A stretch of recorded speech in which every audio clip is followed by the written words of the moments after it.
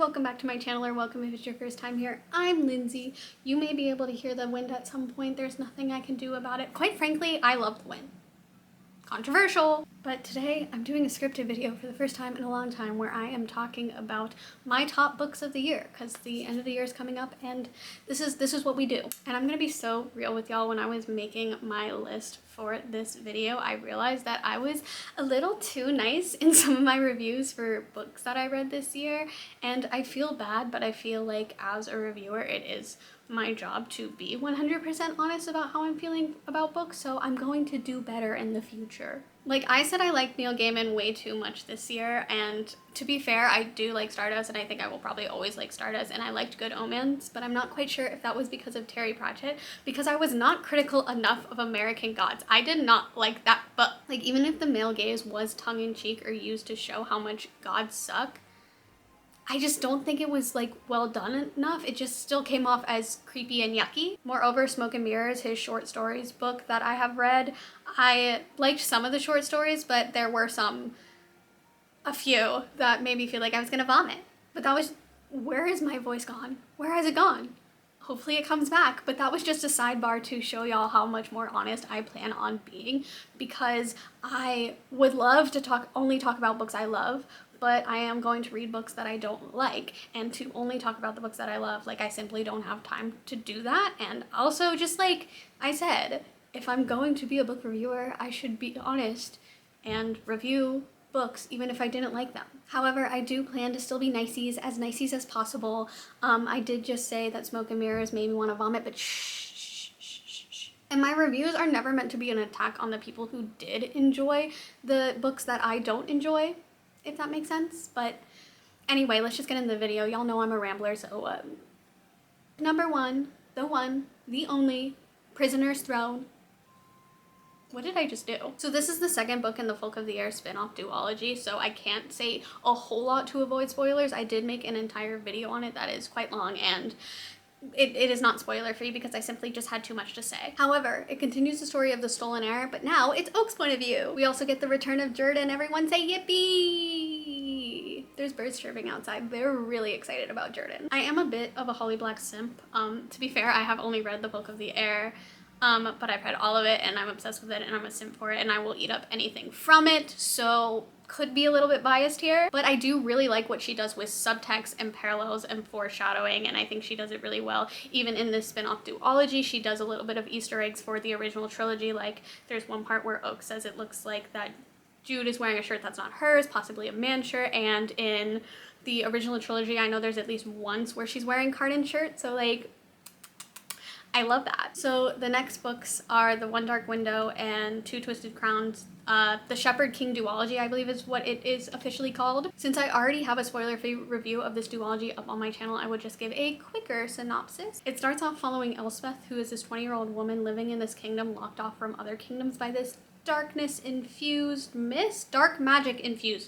She was infected by the mist as a child, and it gave her this magic that it caused her mind to be inhabited by this thing called the nightmare. That was such a tongue twister, and it really didn't need to be. She went to go live with her aunt and uncle Steve in the woods after this happened, because this infection is something that puts her in danger for being executed if she goes into town and gets caught. Like, gets caught in the sense that, like, people find out she has this infection. Ooh. And she's gotten used to her life being hidden away as this infected person until she meets this mysterious man and she gets thrown into this adventure and quest and learns a ton of secrets about the kingdom, and it's just the world building. I'm obsessed with the world building of this book, duology. Moreover, as the story goes on, she has to deal with the nightmare and the way in which her infection is evolving. I found a lot of the characters besides Elspeth to have compelling stories. There's Raven and Emery and Ione and Jasper and Renelle, my favorite, and even the nightmare. As I said, I really like the world building. I found it to be quite unique and very well thought out, and I think the story was paced nicely, the way all the reveals and everything kind of happens. And I thought the prose flowed nicely. Overall, it was a very intriguing story. It was one that I had a lot of trouble putting down whenever I did start reading. There was multiple times where I stayed up late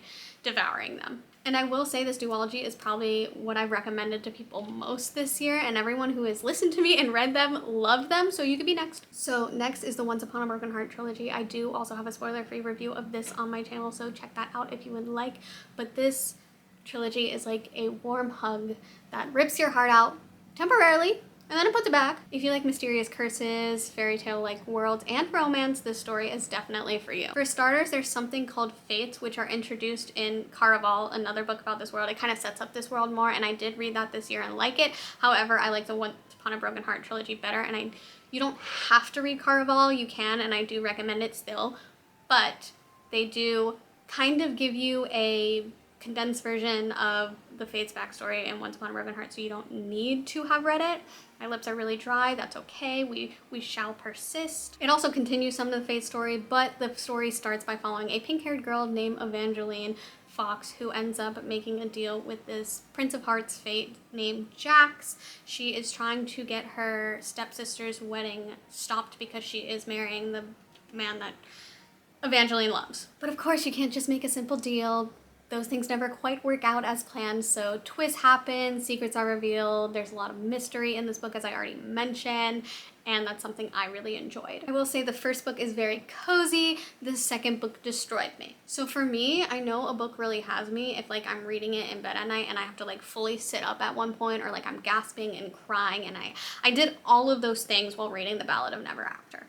I thought A Curse for True Love was cute, and while I do disagree with some of the reviews that talk a lot about it being riddled with plot holes or the way that things are more implied than explicitly stated, and there are some loose ends, but I felt like it was also implied that there are going to be more books or maybe novellas written in this world, so I didn't really mind that. However, I do agree that it wasn't as well constructed or as compelling as the first two stories, but I still liked it. Okay, next is Tress of the Emerald Sea. I'm pretty sure I did vlog myself reading this, so if I did, go check it out, because I know I had to be gushing over Brandon Sanderson's world building, which I'm sure most fantasy readers already know about. Anyway, this book is about Tress, a teenage girl who lives in this world that has, I think it was like 12 moons that drop these things called spores that make things called the Spore Sea that are very dangerous, because as far as anyone knows, any kind of liquid substance, as even like sweat, can cause these things to sprout vines, which can be very dangerous.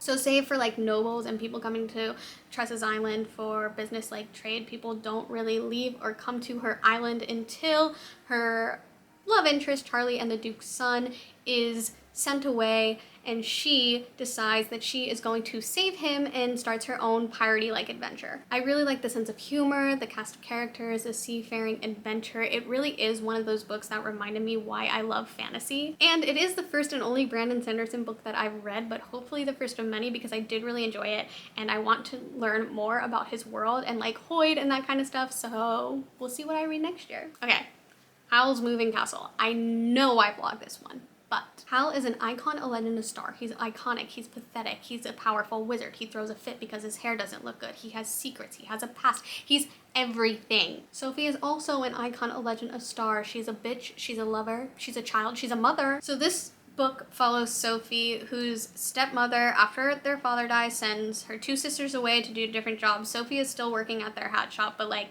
business isn't thriving, I guess, so they needed more money. But then, long story short, Sophie gets cursed by a witch, turning her into an old lady, so she like runs away because what else are you gonna do? And she ends up at, you guessed it, Howl's Moving Castle. And if you've seen the film, I think it does differ from the film quite a bit. Like, Michael is a teenager in love. It's very different in many ways, so I do recommend still reading the book.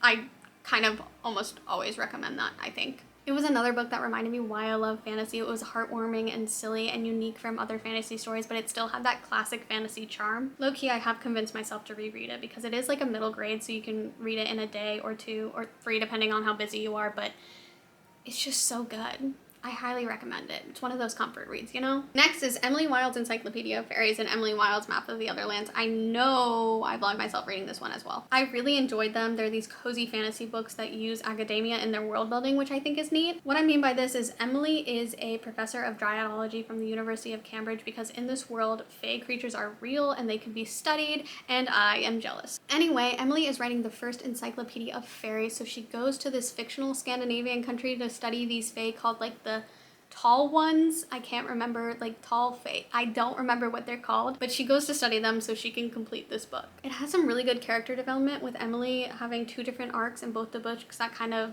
build off of each other. But back in the first book, another professor, Wendell Bambleby, gets involved in Emily's adventure, and these two, their chemistry, I was giggling, I'll admit it. In the second book, Emily has moved on to a new project, which is drawing a map of the other lands. If you like Fae, I think you'll really enjoy this story, these books, because it goes so deep into Fae lore. I loved it. In the second book, you also learn more about Wendell's background and Emily's as well, because her niece is in this book. So I cannot wait for the third one to come out. The way this ended. Also, Wendell Bamblebee kind of follows the Howl formula. He's pathetic, he's iconic, he's blonde. I liked blonde men this year. More on this at 11. Wait, except for blonde Jonathan Bailey, get that man away from me. But Art Donaldson. Okay, so next we have Persuasion, and Persuasion may be my favorite Jane Austen novel so far that I've read. But I just love her witty social satire paired with some of the most romantic prose ever written. How she can balance making commentary on societal rules and marital rules while also still being like incredibly romantic.